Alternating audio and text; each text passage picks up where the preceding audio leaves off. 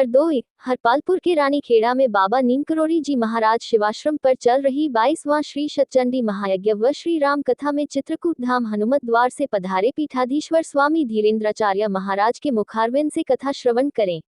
भक्त भाव विभोर हो रहे हैं। चतुर्थ दिवस की कथा में संत श्री ने कहा कि धर्म और आचरण मान संतान प्राप्त करने के लिए पत्नी पति के अनुकूल चलना चाहिए तथा पति को धर्म परायण होना चाहिए। संत श्री ने कहा कि आज लोग अपनी संतानों से क्यों दुखी हो कि उनका स्वयं का धर्म आचरण सही नहीं है। कथा व्यास आचार्य ने बिगड़ रहे बच्चों के प्रति चिंता व्यक्त करते हुए पंडाल में मौजूद भक्तों से कहा कि अपने बच्चों को राम कथा में जरूर लाएं। बच्चों का यदि बचपन संवर जाएगा तो उनका बचपन भी संवर जाएगा। यदि बच्चे बचपन में भटक गए थे उनका बचपन भी बिगड़ा रहेगा। कथा व्यास ने जिस समय बेटी की विदाई का मार्मिक प्रसंग सुनाया तो पूरे पंडाल में बैठे भक्तों के आंखों से आंसू छलक आए। संत प्रवर ने भगवान श्री राम के जन्मोत्सव का प्रसंग सुनाकर सभी भक्तों को भाव विभोर कर दिया और सभी गा उठे अवध में बाजे बधैया। चतुर्थ दिवस की कथा का शुभारंभ व्यासपीठ के पूजन के साथ हुआ। मुख्य यजमान संत श्री बच्चा बाबा ने व्यासपीठ व व्यास जी का पूजन व माल्यार्पण किया तथा आरती उतारी। कथा में प्रमुख रूप से क्षेत्रीय विधायक माधवेंद्र प्रताप सिंह रानू सपत्नीक, विधायक सांडी प्रभास कुमार की धर्मपत्नी निर्मा देवी, व्यास वी के दुबे, मनमोहन, अंकित दास, नरोत्तम दास, समापदक राष्ट्रीय प्रस्तावना हरिनाथ सिंह, राम प्रताप पांडे, महेंद्र राजपूत, ग्रामीण पत्रकार एसोसिएशन के जिलाध्यक्ष अखिलेश सिंह, जिला महासचिव रजनीश सिंह सहित बड़ी संख्या में भक्त मौजूद रहे। कार्यक्रम का सफल संचालन वरिष्ठ पत्रकार व दैनिक समाचार पत्र राष्ट्रीय प्रस्तावना के संरक्षक संजीव श्रीवास्तव ने किया।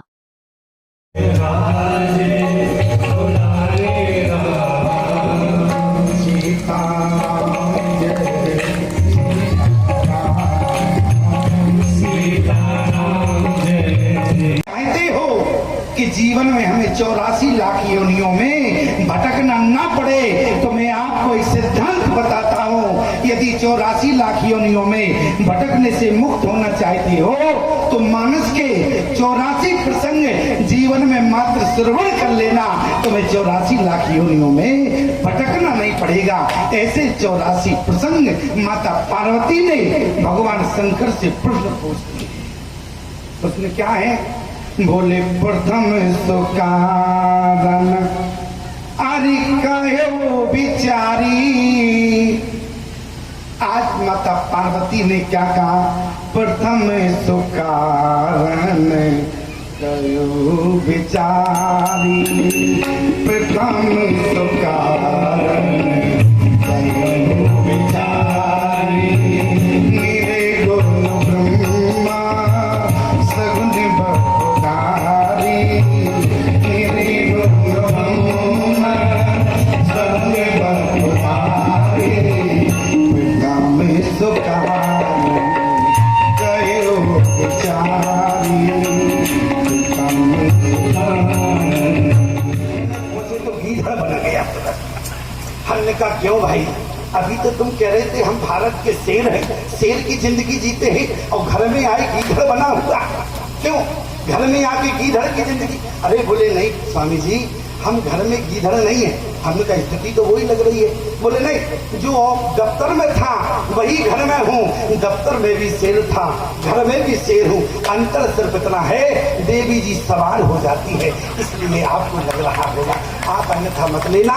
ये भारत की नारी देवी है तो हमें अनुकूल व्यवस्था तो बनाना है। क्यों? हम महात्मा हैं और अनुकूल है। हालांकि आपकी बात नहीं हो रही, आप लोगों को तो हम जान रहे कितने मर्यादित। क्यों भाई? यहाँ तो अनुकूलता की बात चल रही है, हम तो और जगह की बात सुना रहे हैं। लेकिन मैं आपको बताऊं, अनुकूलता हमने बनाई। हमने कहा गजब हो, तुम भारत के शेर हो और भारत का शेर। कभी विचार किया आपने भारत की देवी किस पर विराजती है? भारत की देवी सिंह पर विराजती है। भारतीय नारी का हाथ, भारतीय सनातन धर्म की नारी का हाथ भारत के शेर में के हाथ में दिया जाता है। बेटी का पिता बोले एक जो है सिंह के हाथ में हाथ सौंपता है बेटी का। क्यों? भारत की देवी सिंह पर क्यों विराजती है? इसलिए मानो भारत का सिंह विदेशियों को चुनौती देता है कि भारतीय सनातन धर्म की देवी के ऊपर यदि किसी ने आंख उठाकर देखा तो सिंह उसकी आंख नोच लेगा। इसलिए भारत की देवी सिंह पर बैठी। याद रखना प्यारे, हमारी बात को अन्यथा मत लेना।